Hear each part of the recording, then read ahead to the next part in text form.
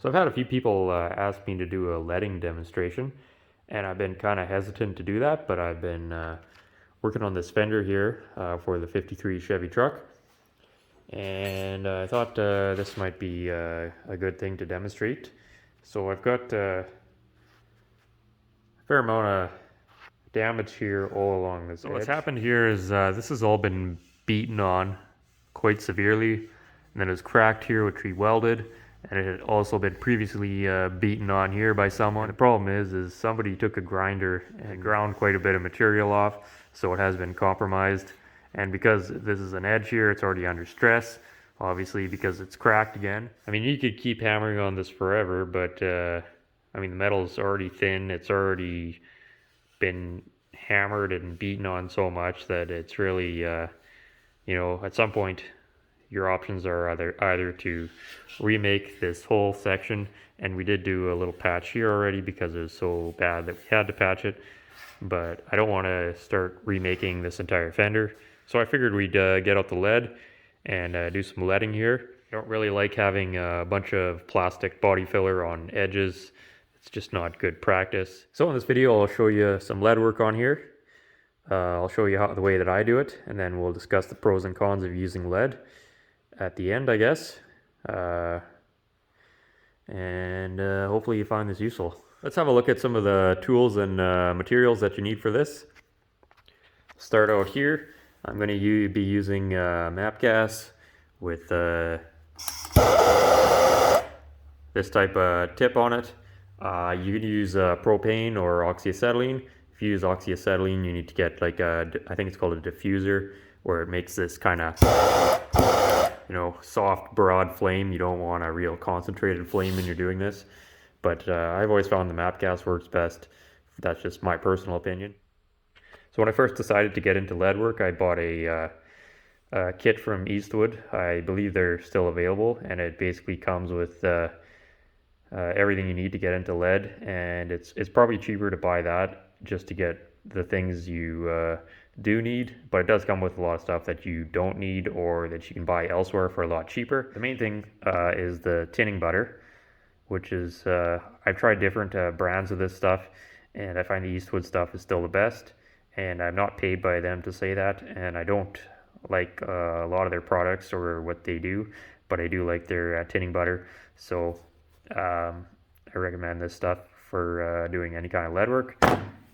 Another thing that came in the kit is you get a variety of hardwood paddles. You get some that are flat and some that are curved, have a radius on them. So you can make your own, but I figured for the price of the kit or whatever, it pays to just buy it. And some people like to build their own tools and stuff, but I like to work on cars. So, and then this also came in the Eastwood kit, and I think they call this tallow. I don't know what it is. It's some kind of wax or something. You know, the theory behind it is it's supposed to keep the lead from sticking to the paddle, and I've never had that issue either way, with or without it, but it does just, I don't know, it seems to just help it, the paddles to kind of flow the lead in. Now, this stuff isn't 100% necessary. I've heard guys use all kinds of different things. Beeswax is popular, and a lot of the old timers used oil. But you know, because eventually most cars are going to be getting painted, I don't like the idea of using oil and you know, contaminating the surface. So again, that's up to your discretion, but I don't believe oil is good to use on the paddles. So that's my opinion there. Another thing that came with the Eastwood kit is they came with a little bit of lead, but the stuff they sell, in my opinion, is a ripoff. It's like these little tiny thin bars. So I buy all my lead from the local autobody supply store here, and this stuff's made by the Canada Metal Co. It's a mix of 30-70, so I think 70% lead and 30% tin. And this is it's still insanely expensive, but it's a lot better value than buying stuff from Eastwood. But again, if you get the kit, it comes with some extra lead and everything else. So again, that's up to you. And we've also got steel wool here. The other thing, we'll use some wax and grease remover.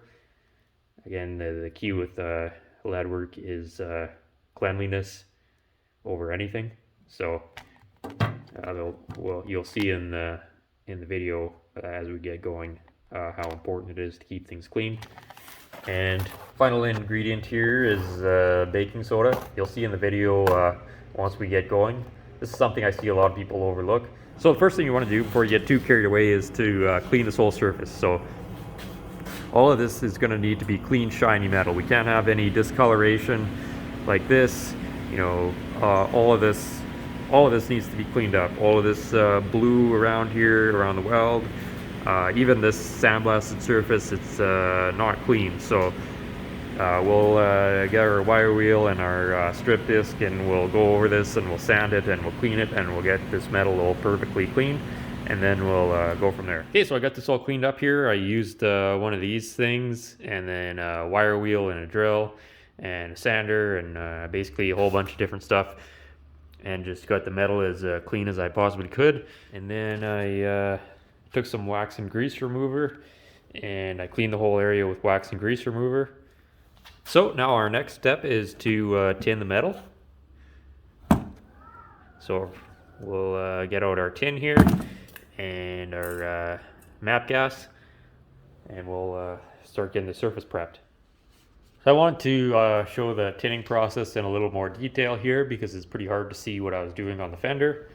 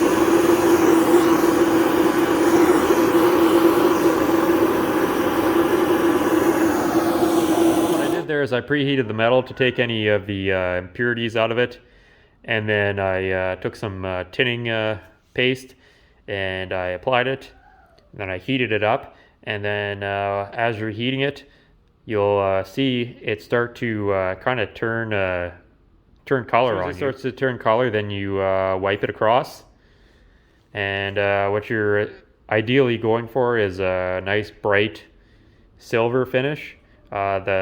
The more shiny the metal is, the better the tin took to it. So you'll find with some dirtier metals or older metals, like on this fender here, it didn't come out as bright because the metal was kind of not as clean as a fresh piece of metal. It's like 70 years old, so this is new metal.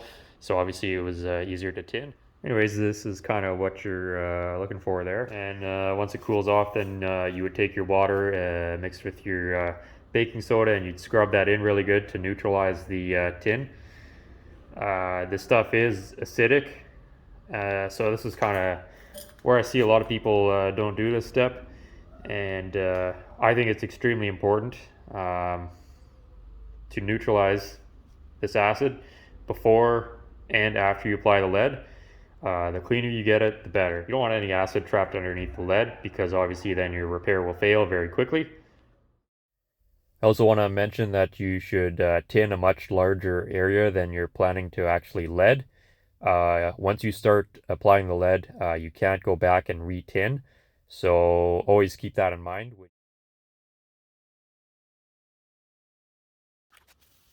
So here I'm cleaning the tinned area with a mixture of water and baking soda.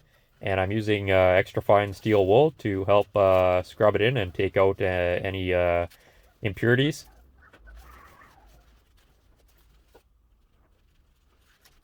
Then I'll go over it with wax and grease remover and clean it one more time. After I've cleaned this with the water and the baking soda, it turns the surface kind of dull because I scrub it in with the fine steel wool. Um, I should mention that there's not really any scientific formula for mixing the baking soda in. I just dump some in until the water turns kind of cloudy, and I figure that's probably enough to do the trick. Between the water and the baking soda, it's enough to neutralize the acid. I'll take my torch and I'll preheat up this metal. And then what I do is I'll kind of work the torch back and forth between the lead and the metal. The lead takes longer to heat up than the metal because the metal's thin, obviously. So I focus most of my attention on getting the lead heated up. And then when I think it's hot enough, I'll kind of test it, kind of dab it on, and you'll be able to see some of it deposit on here if it's hot enough. If it's too cold, it'll crumble.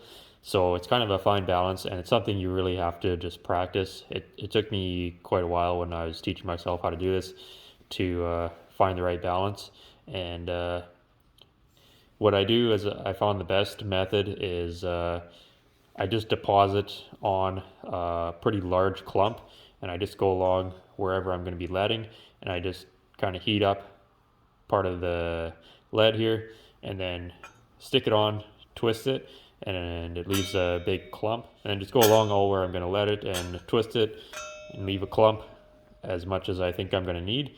And I don't bother smoothing it out or paddling it until I have all the lead on the panel that I think I'm going to need.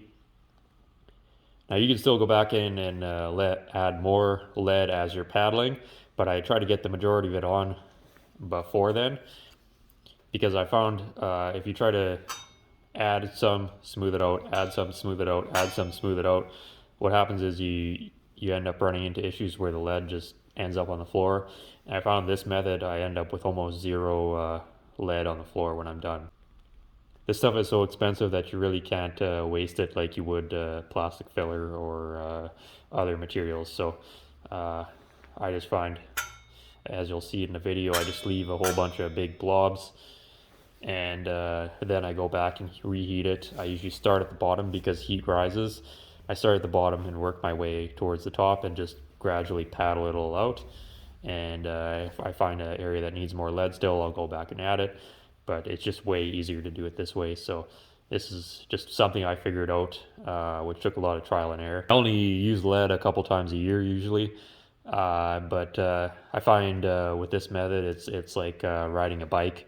And you know, I can lead something that's like upside down and not have any of it end up on the floor when I do it this way. So anyways, that's just my theory. So I'll just show you a little bit of this here.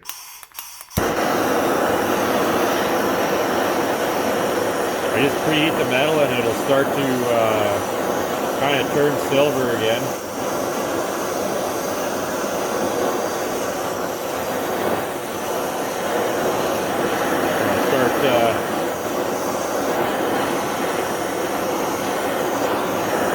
There you go.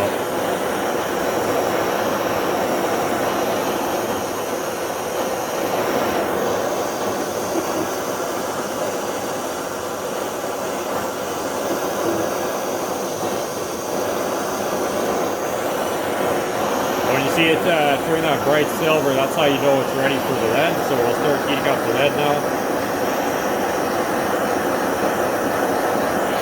And I focus most of the heat on the lead. I just heat up a little bit of it at a time. Test. It's starting to deposit on there, so we need it to be a little bit hotter though.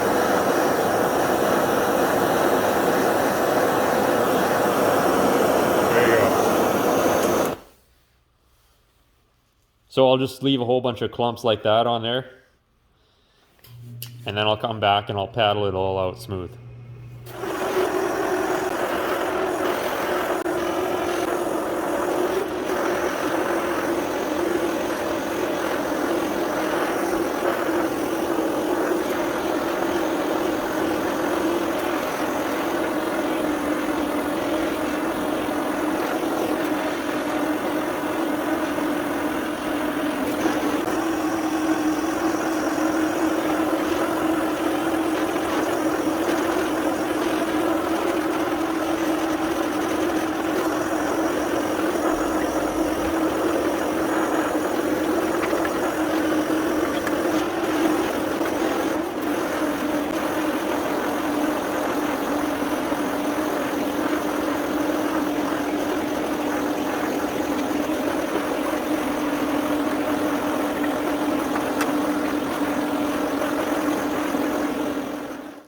So the lighting makes it really hard to see what's going on in the video of the fender, so I just patched in this older clip of me letting the A-pillar on a 33 Chevy. So what I'm doing is I'll start out, after I've got the lead clumped on, is I'll start out heating it up a small area at a time, and then I'll take the paddle and I'll push the lead in, and you gotta be pretty fast with the heat. Heat on, heat off, and just keep paddling it in. I like to start by just pushing it in, forcing it into the area that you're trying to lead. Again, the key is all heat control, so it's a fine balance between keeping the lead molten enough where you can paddle it and not ending up with it on the floor. So I just kind of dance the flame back and forth.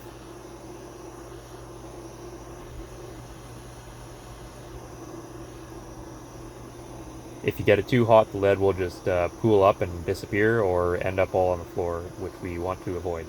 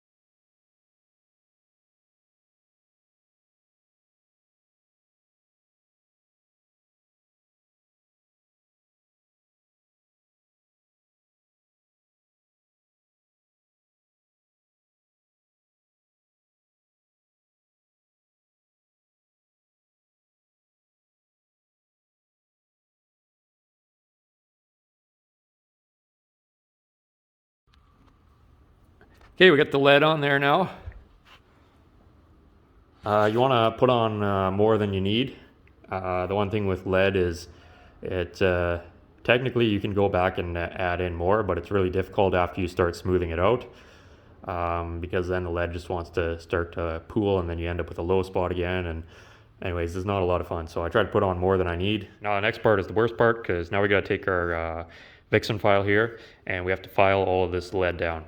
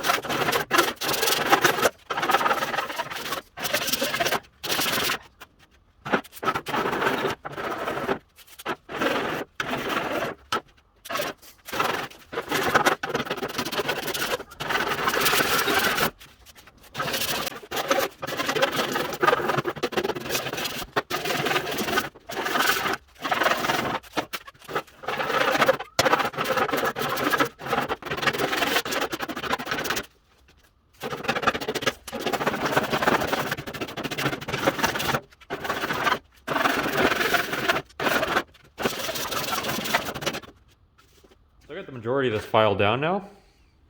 And you have a couple little low spots here. And one of the advantages of lead work is you can actually go back and you can bump up these low spots and then file it all smooth again. Obviously with plastic filler, you would have to recoat this.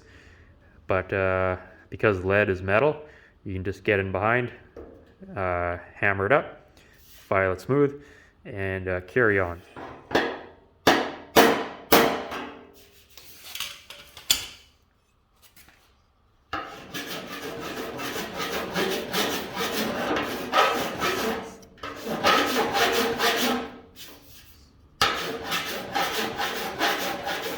So we get the lead all filed down here and smoothed out. So this edge has all been corrected now. And so final step here is I'm going to take some more water and baking soda, and I'm going to scrub all this down really good again, get it all clean. And then we'll clean it one more time with wax and grease remover, and then it'll be ready for whatever top coat you put on it.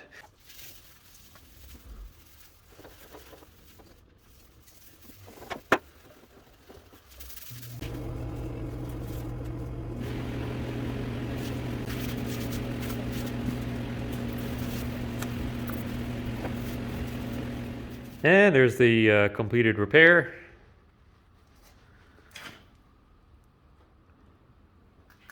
Now obviously the rest of this fender will be getting plastic body filler over it, but this edge is kind of a high stress area, so I don't like putting body filler on stuff like that, so that's why we chose to go with lead. So this is all good and solid now and all smoothed out. So here we have an old leaded repair that I cut out, and you can see I melted out some of the lead here, and you see there and all through here you can see how it's rusting. So the reason for that is this the tinning compound was never neutralized properly, so that's why that's rusting. So now, to be fair, this repair is probably done sometime in the 60s, I would imagine, so it's still held up for, you know, over 50 years. I've seen on a lot of cars, even on the factory lead seams, where they were never cleaned properly, and they'll eventually completely rust out underneath the lead, and the lead will still be fine on top, but you melt out the lead and there's holes underneath because the acid has continued to eat away the metal. So that's why it's very important to clean everything and neutralize everything properly. That's the whole thing with lead, is everything has to be absolutely spotless. I'll show you on my 35 here. On this car there's a factory seam right through here that what they did is they gas welded it, and then they completely beat it down flat, and then they let it over from the factory. And this lead in here is like at least over a ½ inch thick on these cars, if not more. And you can see here it's cracking. That indicates again that the surface was never cleaned 100% properly, and I guarantee if I melted this out there would be rust under all of this. How bad, I don't know, but there would be rust. Although, to be fair, this lead has been in here for almost 90 years, and if that's as bad as it's gotten in that amount of time, I'm certainly not going to worry about it anytime soon. You know, if I ever do get around to painting this car, then obviously I will have to strip all this lead out, but for now I'm happy to ignore that. But that just shows you kind of what happens with lead over time. You had like a ½ inch of body filler in here, or 3/4 inch of body filler, that probably would have cracked out after like 10 years. So if that's as bad as it gets after 90 years, then you know, I don't think that's a terrible thing. Now, a lot of cars from the 1930s up to the 1970s and even the early 1980s will have a lead seam somewhere on the C-pillar and on the A-pillar where the roof is joined on. So this is kind of what that seam looks like. It's basically a trough, and the quarter panel usually fits in underneath the roof skin, and then it's spot welded. But this seam here is never actually fully welded. It's just an open seam, and then the factory will fill this entire trough in with lead. Now the problem with that is whenever you put lead over a seam that's not fully welded, in theory, if you have everything totally clean, it will work. But the problem lies with the tinning compound, and the reason for that is obviously it's acidic, as we've discussed. So now you have an open seam, and there's really no way to properly clean that acid out from between these two seams. So over time, what will happen is that acid will rot out in between these two seams here, because there's not really any way to clean that out properly, and eventually this repair will fail. Now the factory had a lot better cleaning methods than what we would have in a restoration shop or in a garage or whatever. So, you know, sometimes these seams will last, you know, over 50 years or more without any issue. But I can tell you from all the cars I've worked on over the years, every single time I've taken one of these seams apart, there's been rust forming in between here. It doesn't matter which manufacturer or when the car was built. Eventually they will all rust in between here because there's just no way to get any of that, all that acid out. So one thing I will never do personally is I will not put lead over one of these seams unless this has been fully welded, ground and cleaned up with no pinholes or anything. And at that point, what I usually do most of the time with these seams is I'll just cut a plate that fits in here and then weld it flush with the rest of this, and then go ahead and do regular body work over it or put a little bit of lead over it. But you're trying to fill in a deep trough with lead. That's still a lot of lead, and lead is expensive, so that's usually what I do with those seams. But personally, I will not ever put lead over one of these unless this is fully welded. The factory got away with it because these cars were only ever meant to last 10 years at most, and now you have a car that's been around for, you know, 50, 60, 70 years. Eventually it's going to cause problems. So this is kind of where lead gets a bad rap, because guys will be doing their restoration and they'll think, oh yeah, I'll put lead over this like the factory did because it's correct or whatever and it's better. And then a month later, lead starts bubbling up, and immediately they say, wow, lead's garbage, it's terrible. Well, I mean, it's not the lead. The problem is just applied over something that it should never be applied over. You know, if you're not going to fully weld those seams, you're better off just packing it full of short strand fiberglass, because at least this stuff doesn't have acid in it and it's not going to creep in between the seam and rust on you. So the problem with using this obviously is then you've got plastic and metal mixed together, and when the car sits out in the sun, you'll be able to see the seams that were filled with this compared to lead. So that's the downside.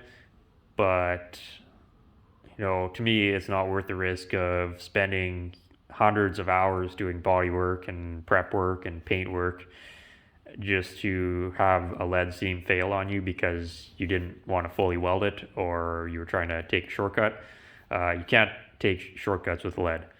You know, a lot of guys get away with it over the years and it's been used for all kinds of horrible things, but you put lead over garbage and it comes back to haunt you a lot sooner than putting this stuff over garbage. This stuff's a lot more user friendly if you're trying to hack something together.